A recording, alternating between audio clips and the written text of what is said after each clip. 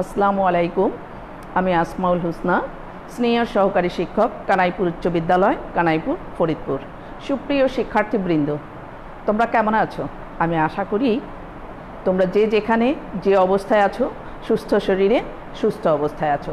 শিক্ষার্থীবৃন্দ, এই মুহূর্তে তোমরা যে আমার এই লাইভ প্রোগ্রাম দেখছো অথবা টিভি সেটের সামনে বসে আমার এই ক্লাসটি দেখছো, তোমাদের প্রত্যেককে কানাইপুর উচ্চ বিদ্যালয়ের অনলাইন স্কুলে স্বাগত।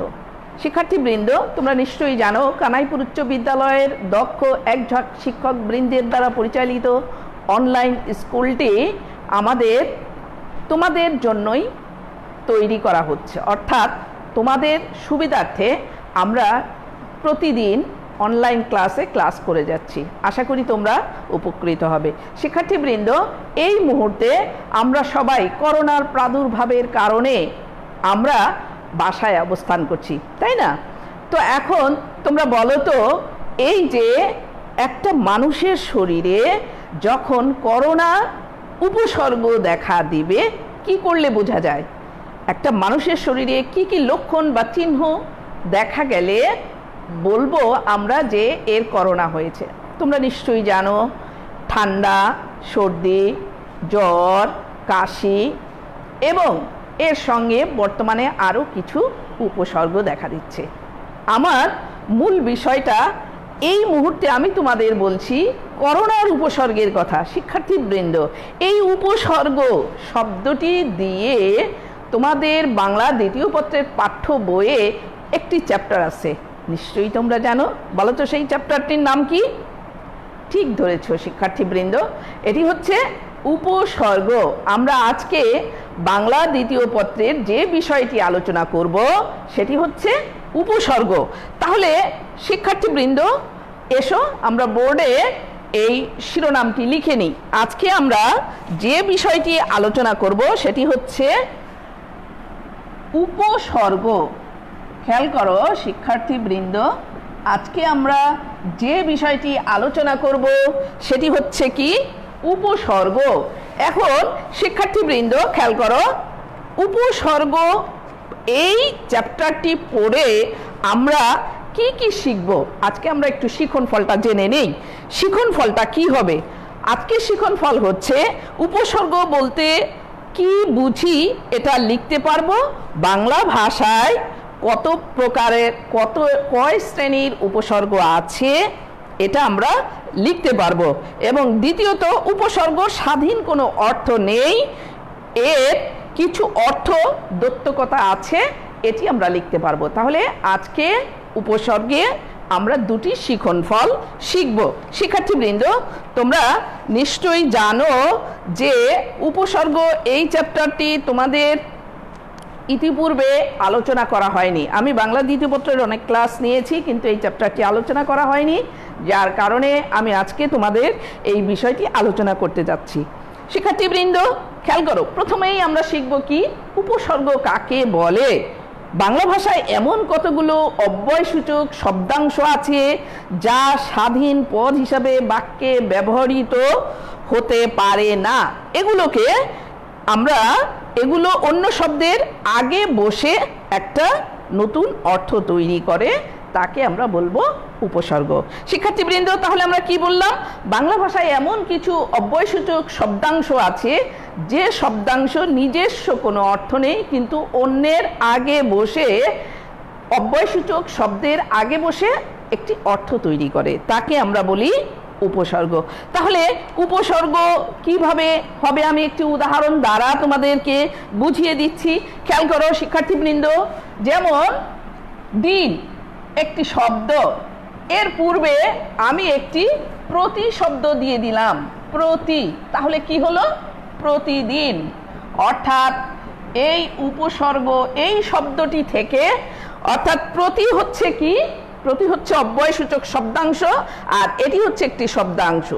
এই শব্দের সাথে প্রতি শব্দ জুড়ে দিয়ে আমি নতুন একটি শব্দ তৈরি করলাম। তাহলে উপসর্গে আমরা কি কি, অর্থাৎ যে উপসর্গে যে ধরনের পরিবর্তন সাধিত হয় সেটি আমরা আগে জেনে নেই। কি কি ধরনের পরিবর্তন সাধন হয়?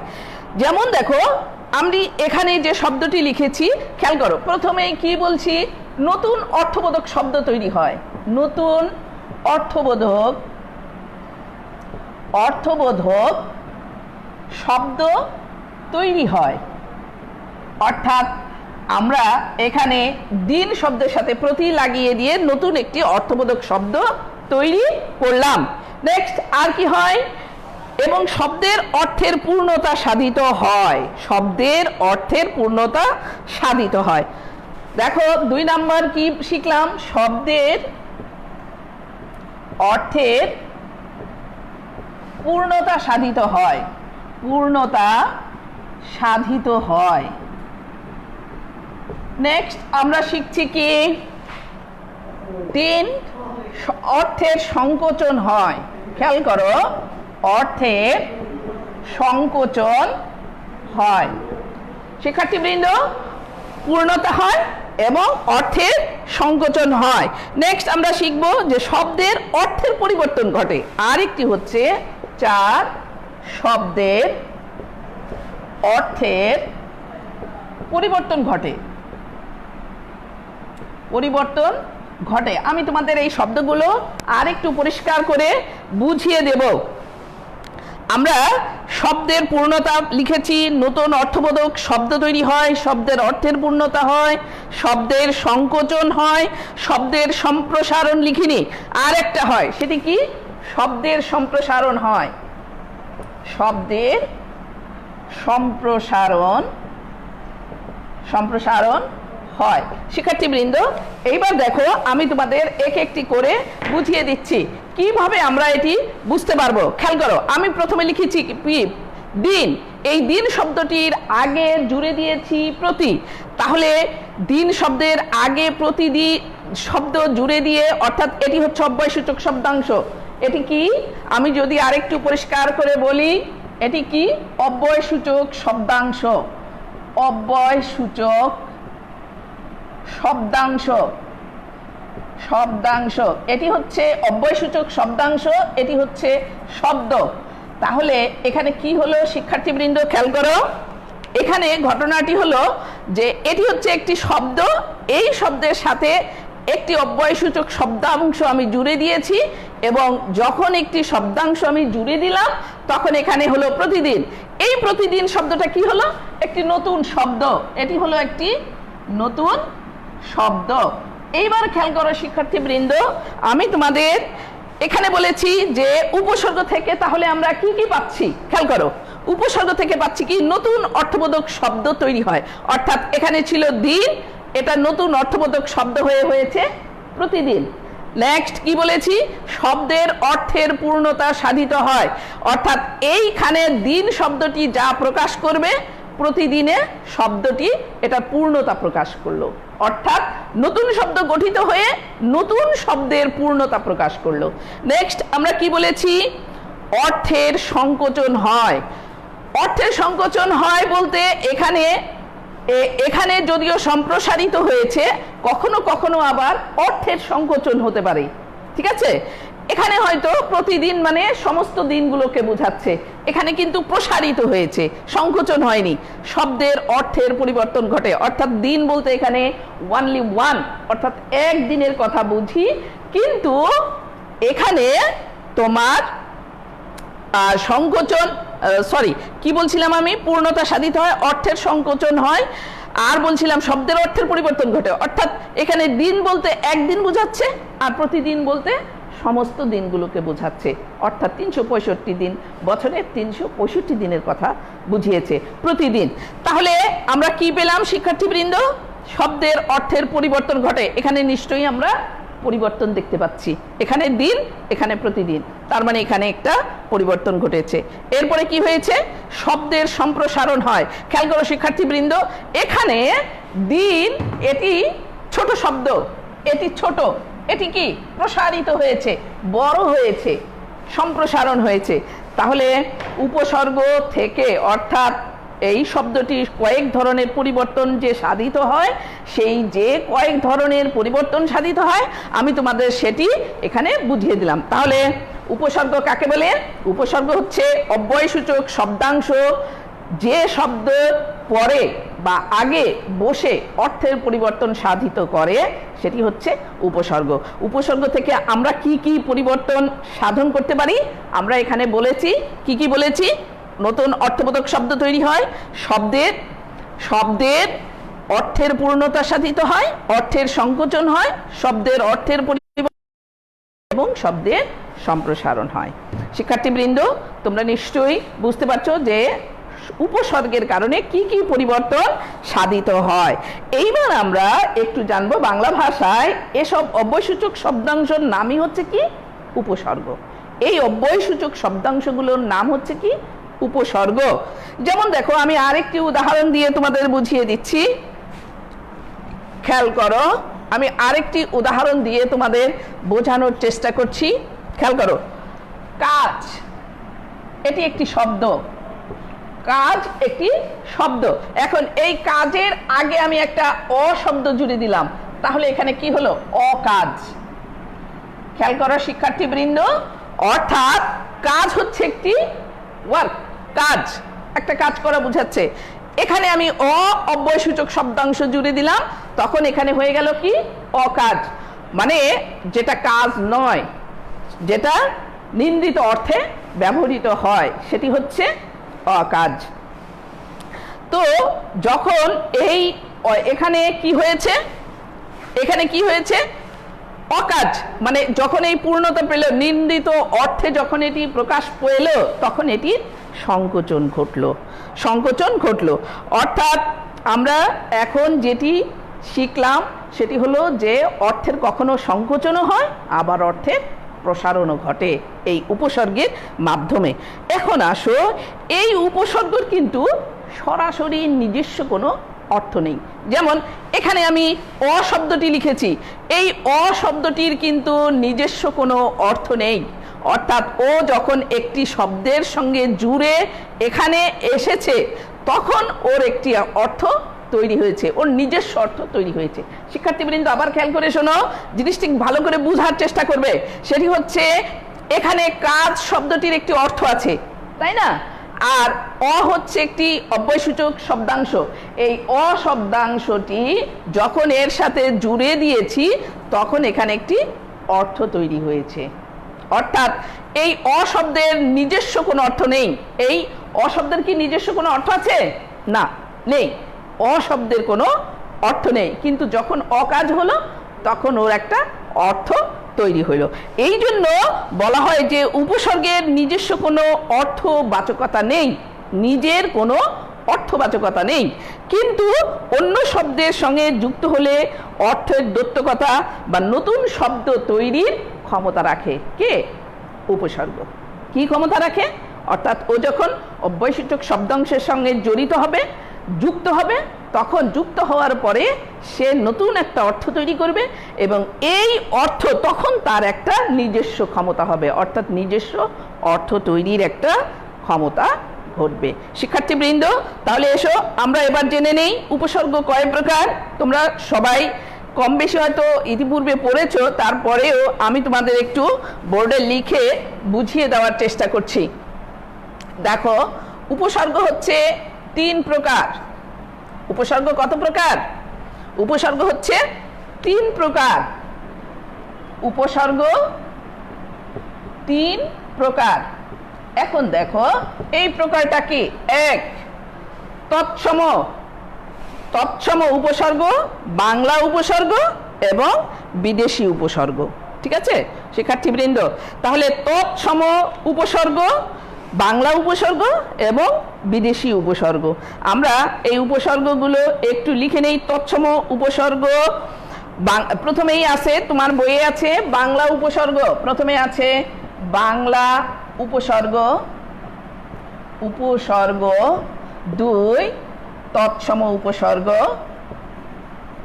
তৎসম উপসর্গ, এবং 3 নাম্বার হচ্ছে বিদেশি, বিদেশি উপসর্গ। শিক্ষার্থীবৃন্দ খেয়াল করো, এই উপসর্গগুলোকে আমরা 3 ভাগে ভাগ করছি। একটি হচ্ছে বাংলা উপসর্গ, দ্বিতীয়টি হচ্ছে তৎসম উপসর্গ। তৎসম উপসর্গকে বলা হয় সংস্কৃত উপসর্গ বলা হয়, এবং বিদেশি উপসর্গ। আচ্ছা, বিদেশি উপসর্গ, বিদেশি বানানটা রস্বীকার আছে তোমাদের বইয়ে, বিদেশি উপসর্গ। এখন দেখো শিক্ষার্থীবৃন্দ, এই উপসর্গগুলো কি কি আমরা এবার এটি জেনে নিব। কোনটি? এই যে বাংলা উপসর্গ, তৎসম উপসর্গ এবং বিদেশি উপসর্গ, এই উপসর্গগুলো কি কি আমরা এবার এটি জেনে নেব। খেয়াল করো, বাংলা উপসর্গ কয়টি? বাংলা উপসর্গ হচ্ছে মোট 21টি। এটি একটি ছড়া আকৃতিতে তোমরা মনে রাখার চেষ্টা করবে। বাংলা উপসর্গ হচ্ছে 21টি। তাহলে বাংলা উপসর্গ 21টি, তৎসম উপসর্গ 20টি এবং বিদেশি উপসর্গ তোমার অগণিত। এখানে আমি কোনো সংখ্যা দিব না, অগণিত। আচ্ছা, খেয়াল করো, তোমরা মাঝে মধ্যেই ভুল করে ফেলো। কি ভুল করো জানো? তোমরা ভুল করো যে বাংলা উপসর্গ আর তৎসম উপসর্গ কোনটা 20 কোনটা 21 এটা মনে রাখতে পারো না। এটা মনে রাখার জন্য আমি তোমাদের একটি ক্লু দেব। সেটি হচ্ছে একটি মুখস্থ করবা। সেটি কি? মনে করো আমি প্রথমে বলেছি বাংলা উপসর্গ, তুমি মনে রাখবা বাংলা উপসর্গ 21টি। তাহলে তৎসম উপসর্গ কয়টি? 20টি। 21 আর 20 এটা তোমাদের অনেক সময় ভুল হয়ে যায়। এই জন্য আমি তোমাদের স্মরণ করিয়ে দিলাম যে বাংলা উপসর্গ 21টি, এটি মনে রাখবে। এবং এটি কিভাবে মনে রাখবে? এটিকে একটি ছড়া আকৃতিতে পড়বে, তাহলে দেখবে তোমাদের মনে থাকবে। কিরকম ছড়া আকৃতিতে? দেখো, বাংলা উপসর্গ যে 21টি, এটা কিভাবে পড়বে? অ, অঘা, অজ, অনা, আ, আর, আন, আপ, ইতি, উন, কর্কু, নিপাতি, বিভরাম, শশা, সুহা। খেয়াল করছো শিক্ষার্থীবৃন্দ? এটা এইরকম ছড়ার আকৃতিতে যখন তুমি পড়বে তখন দেখবে যে তোমার উপসর্গটা ক্লিয়ার হচ্ছে। আমি তারপরেও তোমাদের এখানে একটু লিখে দিব। প্রথমেই আমরা আলোচনা করব কি? তৎসম বাংলা উপসর্গ। তৎসমটা আমরা পরে করছি, আগে আমরা আলোচনা করব এই 21টি কিভাবে মনে রাখবা। খেয়াল করো, আমি যেমন তোমাদের বলি অ, অঘা, অজ, অ, অঘা, অজ, আ, আর, আন, আব, আ, আর, আন, আব, ইতি, উন, ইতি, উন, কর, কু, নি, পাতি, বিভরাম,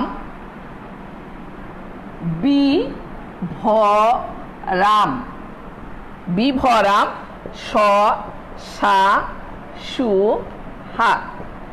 খেয়াল করো শিক্ষার্থীবৃন্দ, তোমাদের আমি বাংলা উপসর্গটি ওখানে লিখে দেখালাম এবং এই উপসর্গ 21টি। এবার গুনে দেখো, 1, 2, 3, 4, 5, 6, 7, 8, 9, 10, 11, 12, 13, 14, 15, 16, 17, 18, 19, বাকি আছে বোধ হয়। বাকি আছে কি?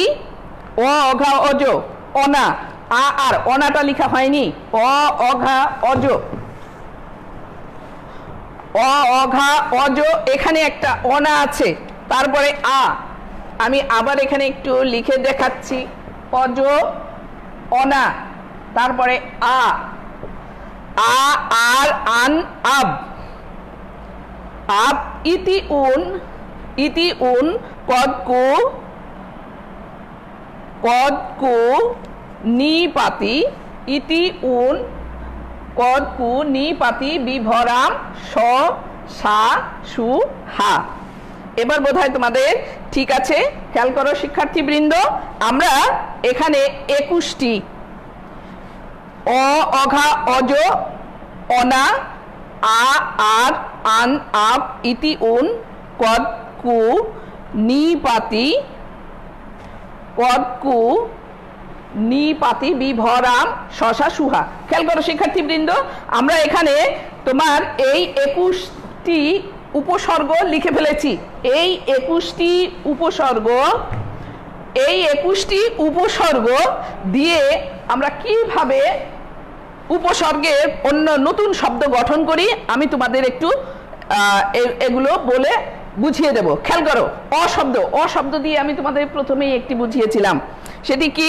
অশব্দ অর্থ, উপসর্গটি সাধারণত কি অর্থে ব্যবহৃত হয়? তোমাদের পরীক্ষায় যেভাবে আসে সেটি হচ্ছে যে এই 4টি অপশন দিবে, দিয়ে বলবে কোনটা নিন্দিত অর্থে, কোনটা ভালো অর্থে, কোনটা পুরস্কার অর্থে, কোনটা তোমার ক্রমাগত অর্থে বুঝিয়েছে। এইরকম তোমাদেরকে এটা ঠিক আসবে। তাহলে এই জিনিসগুলোতে তোমরা যে জিনিসটা শিখবা সেটা হলো যেমন এই শব্দটি দিয়ে যখন তোমার একটি শব্দ তৈরি করা হবে, যেমন দেখো শব্দ দিয়ে যেমন কাজ তোমাদের দেখিয়েছিলাম, অকাজ হয়ে গেল, ঠিক আছে? অকাজ, এটা কি অর্থে? নিন্দিত অর্থে। তাহলে এটা এই যে নিন্দিত অর্থে ব্যবহৃত হচ্ছে, তোমার টিকটা যখন আসবে তখন বলতে হবে যে কোনটি নিন্দিত অর্থে আছে। আবার দেখো দিয়ে, এরপর দেখো অঘা, অঘা দিয়ে যদি আমি বলি অঘারাম, অঘা, তাহলে অঘা, অঘারাম, অঘাচণ্ডী ইত্যাদি। এখন এই অঘারাম বা অঘাচণ্ডী কি অর্থে ব্যবহৃত হয়েছে? এটি হচ্ছে বোকা অর্থে ব্যবহৃত হয়েছে। অঘা শব্দটি কি অর্থে ব্যবহৃত হয়েছে? বোকা শব্দে। অতএব তোমার টিক যখন আসবে তখন বলবে যে কোনটি বোকা অর্থে ব্যবহৃত হয়েছে। তোমাকে এরকম অঘারাম শব্দটি দিয়ে দিবে, পাশে আরো 3টি অপশন তোমাকে বলে দেবে, তখন তোমাকে বলতে হবে। এরকম দেখো আমি একটি একটি করে উদাহরণ দিয়ে যাই। এরপরে অজ, অজ শব্দের অর্থ হলো নিতান্ত মন্দ। আমি একটি একটি করে উদাহরণ দিয়ে যাই তোমাদের। অজ শব্দের অর্থ কি? নিতান্ত মন্দ। তাহলে তোমাকে অজ দিয়ে কি হবে? অজ পারাগা, অজ মূর্খ, অজ পুকুর, এই শব্দগুলো কি অর্থে? তোমরা শিক্ষার্থীবৃন্দ আরো যে জিনিসটা করবা সেগুলো হচ্ছে এই অর্থগুলো সুন্দর করে পড়বা। যেমন দেখো আমি তোমাদের অঘারাম অঘাচণ্ডী বলেছি যেটি বোকা অর্থে ব্যবহৃত হয়। অজ শব্দটি নিতান্ত মন্দ অর্থে, যেমন অজ পারাগা, একদম পারাগায়ের কথা বলা হয়েছে, বা অজ মূর্খ মানে একদম কিছুই জানে না, মূর্খ, তাকে বলা হচ্ছে অজ মূর্খ। এরপর অজ পুকুর মানে যে পুকুরে কখনোই চাষাবাদ করা হয় না, নোংরা পুকুর, সেটিকে বলা হচ্ছে অজ পুকুর। এরপর আসো অনা, অনা কি অর্থে ব্যবহৃত হয়? অভাব অর্থে। তাহলে অনা দিয়ে যখন বলবে অনাবৃষ্টি, অনাদর, অনাসৃষ্টি, অনাচার, অনামুখ, তাহলে অনাথ শব্দটি অভাব অর্থে। কি অভাব তুমি কি করে বুঝবা? যেমন অনাসৃষ্টি, অনাবৃষ্টি মানে বৃষ্টি হচ্ছে না, বৃষ্টির অভাব, এটি হচ্ছে অনাবৃষ্টি। অনাসৃষ্টি, তারপরে তোমার অনাচার, যেটা ভালো কাজ না সেটা হচ্ছে অনাচার। নেক্সট বলেছি একটি উপসর্গ, হচ্ছে অভাব অর্থে, যেমন কাঠা, আগাছা। যেমন দেখো কাঠা মানে কাঠটা ভালো নয়, কাঠ। আবার আগাছা, যেমন তোমার মাঠে ফসলের ভিতরে যে অন্য ফসলটা জন্মে সেটি হচ্ছে আগাছা, ঠিক আছে? এরপরে দেখো আর একটি শব্দ বলেছি, আর শব্দ মানে বক্র। বক্র মানে কি? বাঁকা। যেমন আর চোখে, আমি তোমাদের সাথে কথা বলছি এই মুহূর্তে, আমি তোমাদের দিকে তাকিয়ে আছি শিক্ষার্থীবৃন্দ, যখন আমি তোমাদের দিকে না তাকিয়ে আমি একটু আর চোখে অন্যদিকে তাকাবো, অর্থাৎ অন্যদিকে তাকাবো, তখন সেটি হবে আর চোখে। তবে এটি আর চোখে একটু অন্য অর্থে ব্যবহৃত হয়, শুধু আর চোখই বোঝায় না, এখানে আর চোখে মানে একটু খারাপ দৃষ্টিতেও বোঝায়। তারপরে আর নয়ন। এরপরে দেখো আন, আন শব্দটি না অর্থে ব্যবহৃত হয়, যেমন আনকোরা, আনকোরা। নেক্সট অস্পষ্টতা অর্থে বোঝাচ্ছে, আবছায়া, আবডাল মানে তোমাকে দেখা যাচ্ছে না, আবডালে আছো, অথবা আবছায়া, ছায়া ছায়া দেখা যাচ্ছে, আবছায়া। এরপর আছে ইতি, ইতি হচ্ছে ইতি কর্তব্য, ইতিপূর্ব। ইতি শব্দের অর্থ এখানে পুরনো বা শেষ, এই অর্থে ব্যবহৃত হয় ইতি শব্দটি। নেক্সট আমরা চলে যাই কদ, কদ শব্দটি নিন্দিত অর্থে ব্যবহৃত হয়, যেমন কদবেল, কদর্য, কদাকার। কদাকার মানে কি? খারাপ চেহারা, এই অর্থে কদাকার শব্দটি ব্যবহৃত হয়। যেমন কু, কু শব্দটি কুৎসিত অর্থে ব্যবহৃত হয়, যেমন কু অভ্যাস, কুকথা, কুনজর। কু অভ্যাস, কুকথা, খারাপ কথা, কুনজর, খারাপ নজর, এগুলো ব্যবহৃত হয়। নি শব্দটি হচ্ছে নাই বা নেতি অর্থে ব্যবহৃত হয়, যেমন নিখুঁত, নিখোঁজ। আমি একটু অল্প করে বলি কারণ পরের দুটো আলাপ করতে হবে তোমাদের সাথে। এইভাবে ভর মানে পূর্ণতা, ভরপেট, ভরসার, এগুলো সঙ্গে, যেমন স্বরাজ, সরব, সঠিক। যেমন আমি তোমাদের পড়াচ্ছি ফুল কি সঠিক, আচ্ছা, এরপরে দেখো ভরপূর্ণতা অর্থে বললাম ভরপেট, মানে পুরো পেট ভরা। রাম বড় বা উৎকৃষ্ট অর্থে, সসঙ্গে, সা উৎকৃষ্ট, সু উত্তম, সুনজর, সুখবর, হা অভাব অর্থে। এভাবে এই যে তোমাদের 21টি উপসর্গ আছে, তোমাদের বাংলা উপসর্গ, এই 21টি উপসর্গ আমি তোমাদের আবারও বলছি, এটি ছড়ার আকৃতিতে পড়বে। কিভাবে পড়বে আমি আরেকবার বলে দিচ্ছি। অ অঘা অজ অনা, আ আর আন আব, ইতি উন, কটকু, নি পাতি, বিভরাম, শশা সুহা। ঠিক এইভাবে তোমরা এটি পড়বে যাতে তোমাদের মনে থাকে। শিক্ষার্থীবৃন্দ, এবার আমরা পড়ব কি? এবার আমরা পড়ব বাংলা উপসর্গ। তাহলে তোমাদের মনে রাখার জন্য বলেছিলাম যে বাংলা উপসর্গ মনে রাখবা একটি। বাংলা উপসর্গ পড়েছি কয়টি? 21টি। এবার আমরা পড়ব তৎসম উপসর্গ। তৎসমের আরেকটি নাম কি? সংস্কৃত তৎসম উপসর্গ। এটি কয়টি? 20টি। একটি হলো 21, একটি হলো 20। এই জন্য তোমাদের বলেছি শুধু মনে রাখবে যে বাংলা উপসর্গ 21টি, তাহলে মনে পড়ে যাবে তোমাদের যে তৎসম উপসর্গ 20টি। এখন আসো তৎসম উপসর্গগুলো কি কি আমরা একটু বোর্ডে লিখে নিই, তারপরে আমরা এটি আলোচনা করব। তৎসম উপসর্গ যে 20টি সেটি কি কি আমরা একটু বোর্ডে লিখে নেই। তৎসম উপসর্গ যেমন প্র পরা, প্র পরা, প্র পরা অপ, প্র পরা অপ সমনি, সমনি। আর কি আছে? অনু অবনীর, অনু অবনীর, অনু অবনীর। তারপরে আছে দূর, বি, বি অধিসু, অধিসু, উৎপরি, উৎপরি, প্রতি অতি, প্রতি অতি, অতি। আর আছে অপি, উপ আ, উপ আ। শিক্ষার্থীবৃন্দ খেয়াল করো, প্র পরা অপ সমনি, অনু অবনীর, দূর, বি অধিসু, উৎ পরি, প্রতি অতি, অপি, উপ আ। এই 20টি হচ্ছে আমাদের তৎসম উপসর্গ। তাহলে এই তৎসম উপসর্গটি দিয়েও ঠিক আমাদের ওই একই সিস্টেমে 4টি অপশন আসবে এবং এটি বলবে যে কোন অর্থে ব্যবহৃত হচ্ছে সেইটি তোমাদের বলতে হবে। অর্থাৎ ঠিকই আসবে তোমাদের এইভাবে যে কোন অর্থে ব্যবহৃত হচ্ছে। এখন দেখো, এই তৎসম উপসর্গটি বাংলা শব্দের আগে বসে, আর তেমনি তৎসম উপসর্গ তৎসম শব্দের আগে বসে। বাংলা উপসর্গ আশু, বিনি, এই 4টি উপসর্গ তৎসম উপসর্গেও পাওয়া যায়। তাহলে 4টি উপসর্গ পাওয়া যায়, আ, সু, বি, নি। এই 4টি কিন্তু বাংলা উপসর্গে আছে, আ, সু, বি, নি। খেয়াল করো শিক্ষার্থীবৃন্দ, এই 4টি তোমার কি আছে? মিল আছে। তৎসম আর বাংলা উপসর্গের মধ্যে মিল আছে। তৎসম শব্দেও পাওয়া যায়, তৎসমেও আছে, বাংলায়ও আছে। বাংলা ও সংস্কৃত উপসর্গের মধ্যে পার্থক্য এই যে শব্দটির সঙ্গে উপসর্গ যুক্ত হয়, যে শব্দটি হলো সে শব্দটি হলো উপসর্গের বাংলা, আর সেই শব্দটি হলো, অর্থাৎ এরকম যদি আসে তোমার বইয়ে, তোমাকে যদি বলে যে এটি কোন উপসর্গ, তৎসম না বাংলা, তখন তুমি কি করবে? এই উপসর্গটা তো 4টি তোমার বাংলায়ও আছে এবং তোমার তৎসমেও আছে। তখন তুমি কি করবে? তুমি দেখবে যে আগে যেহেতু তৎসম, তুমি তৎসম লিখে দিবে।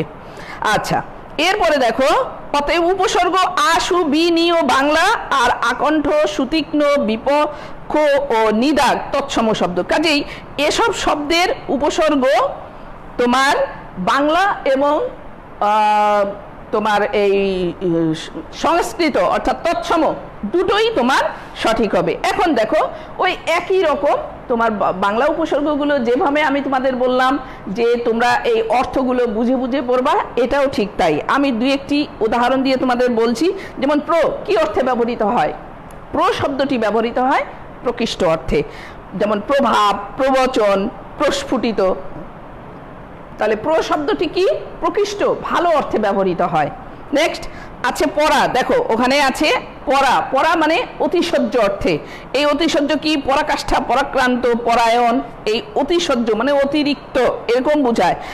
অপশব্দটি অর্থ বিপরীত অর্থে বোঝায়। তাহলে অপমান, অপকার, অপচয়, অপবাদ, এটা তোমার বিপরীত, নিকৃষ্ট, স্থানান্তর, বিকৃত, এই সব অর্থে অপশব্দটি ব্যবহৃত হয়। এরপরে আরো আছে যেগুলো তোমাদের আমি দুই একটি করে উদাহরণ দিয়ে যাই।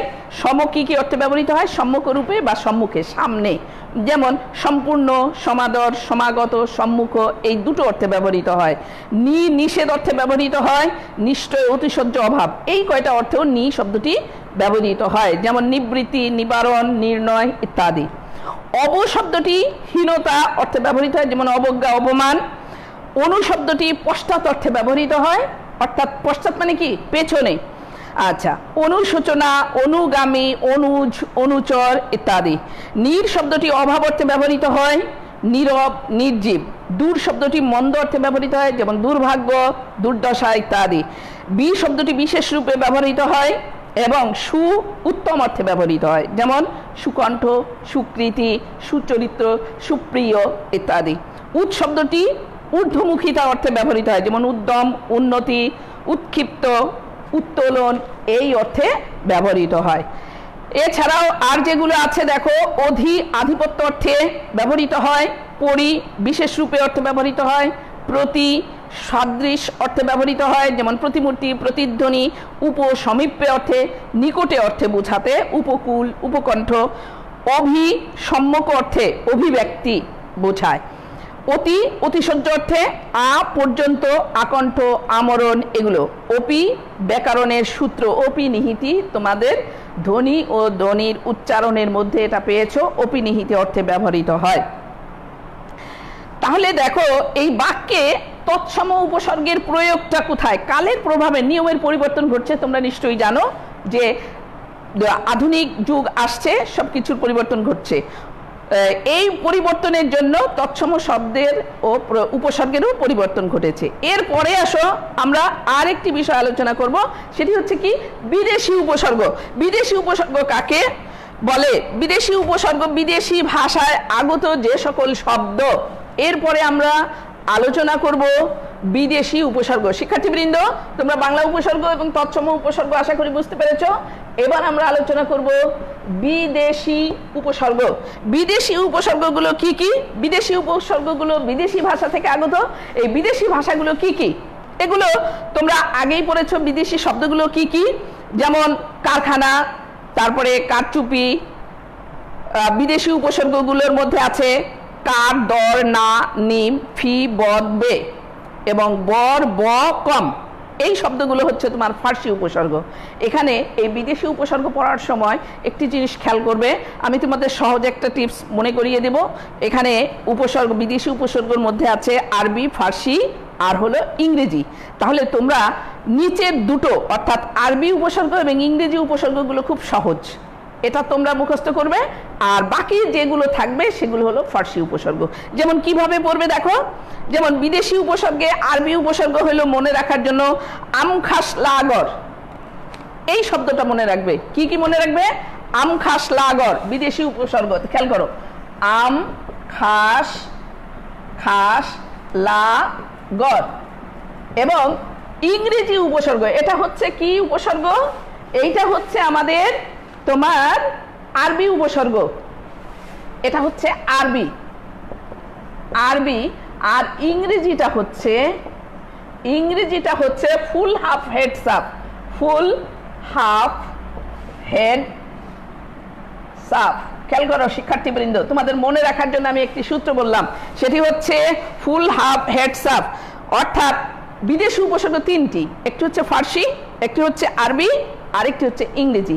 আমি তোমাদের ইংরেজি আর আরবিটা এখানে লিখে দিয়েছি একটা লাইন কবিতার মতো, আম খাস লাগর। এবং ইংরেজি উপসর্গটা হচ্ছে ফুল হাফ হেডস আপ। তাহলে এই উপসর্গ ব্যতীত যে বিদেশি উপসর্গগুলো আছে সেগুলো হচ্ছে ফার্সি উপসর্গ। শিক্ষার্থীবৃন্দ, আমার ক্লুটা তোমরা নিশ্চয়ই ধরতে পেরেছ। তৎসম উপসর্গ এবং তোমার বাংলা উপসর্গ 20টি আর 21টি তোমাদের মুখস্থ আছে নিশ্চয়ই। আমি তোমাদের কবিতা আকৃতিতে বলে দিয়েছি যে তৎসম উপসর্গ তোমার 20টি আর বাংলা উপসর্গ 21টি, এটা কবিতার আকৃতিতে পড়ে নেবে। তাহলে ওই যে পড়েছো যে বাংলা উপসর্গগুলো, যে কি কি পড়েছো বাংলা উপসর্গ কবিতা আকৃতিতে বলেছিলাম আমি, কি কি পড়েছো? অ অঘজ আ আর আন আব ইতি উন কদ টুনি পাতি বি ভারাম শশা সুহা, এই যে পড়েছো। আর পরেরটা প্রপতা অতি অপি অধি, এই শব্দ দুটো বাদ দিলে বাকি সবগুলো হচ্ছে বিদেশি উপসর্গ। এখন বিদেশি উপসর্গের মধ্যে আবার ইংরেজি এবং আরবি, এই দুটো আমি তোমাদের মুখস্থ করে ফেলতে বলেছি। ইংরেজি আর আরবি কি?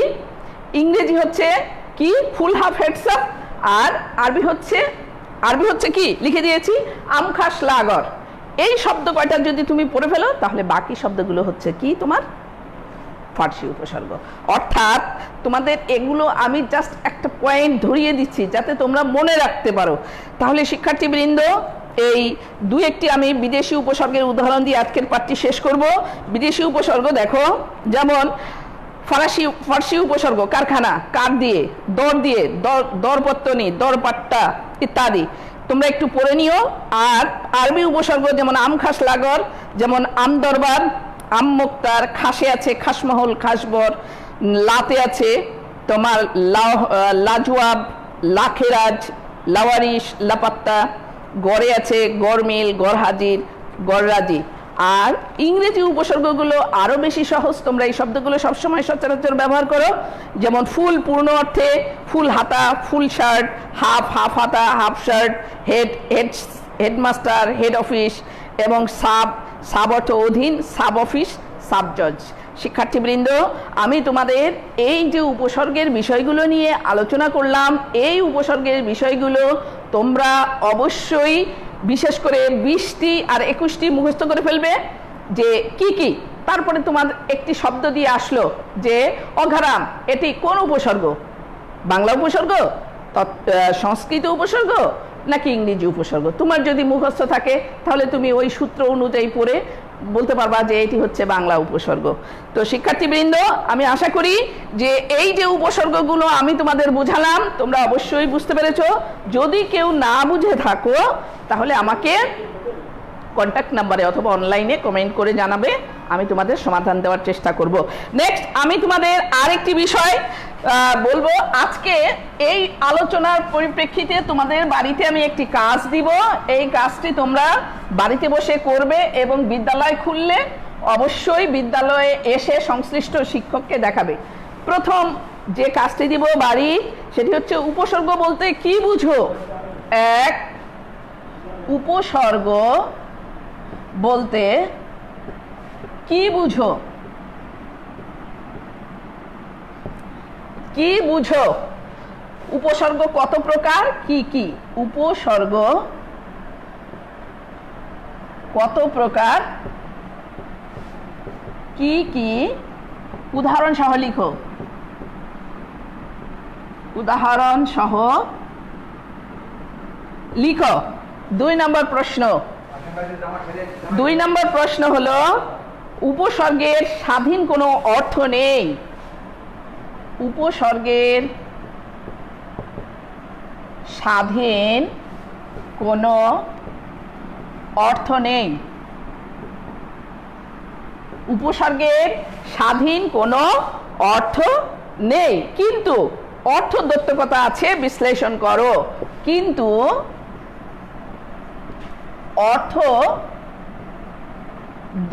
অর্থদ্যোতকতা আছে, বিশ্লেষণ করো, বিশ্লেষণ করো। শিক্ষার্থীবৃন্দ, আমি আবার তোমাদের বলছি, তোমরা আবার একটু বুঝে নাও। আমি 2টো প্রশ্ন দিয়েছি তোমাদের। প্রথম প্রশ্নটি দিয়েছি উপসর্গ বলতে কি বুঝো, উপসর্গ কত প্রকার ও কি কি, উদাহরণ সহ লিখো। 2 নম্বরে বলেছি উপসর্গের স্বাধীন কোনো অর্থ নেই, কিন্তু অর্থদ্যোতকতা আছে, বিশ্লেষণ করো। শিক্ষার্থীবৃন্দ, এই দুইটি প্রশ্ন তোমরা অবশ্যই বাসায় বসে সুন্দর করে লিখে সংশ্লিষ্ট শিক্ষককে বিদ্যালয় খুললে দেখাবে। তো আমি আশা করি তোমরা সবাই ভালো থাকো, সুন্দর থাকো, স্বাস্থ্যবিধি মেনে চলো এবং কখনো বাইরে আসবে না। যদি কখনো আসো অবশ্যই মাস্ক পরিধান করবে এবং নিয়মিত পড়াশোনা করবে, নিয়মিত অনুশীলন করবে। আর আমি যে বিষয়টি বুঝিয়ে দিলাম এই বিষয়টি বাসায় বারবার চর্চা করবে। চর্চা করলে দেখবে বিষয়টি তোমার কাছে খুব ইজি হয়ে গেছে। তো তোমরা সবাই ভালো থেকো, সুন্দর থেকো। আল্লাহ হাফেজ।